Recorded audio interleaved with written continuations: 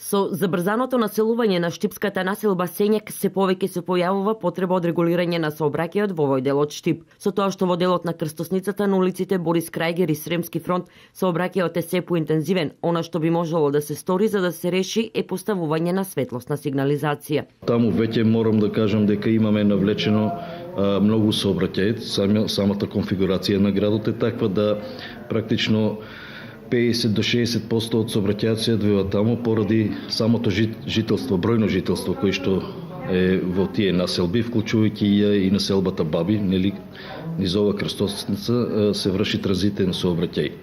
Проектот за реализација на идејата за поставување на светлосна сигнализација веќе е подготвен од страна на експертите во Штипското јавно претпријатие Стипион. Таму одговара за една сообраќајна сигнализација со светлосни сообраќајни знаци и со траќи за отклонување во десно.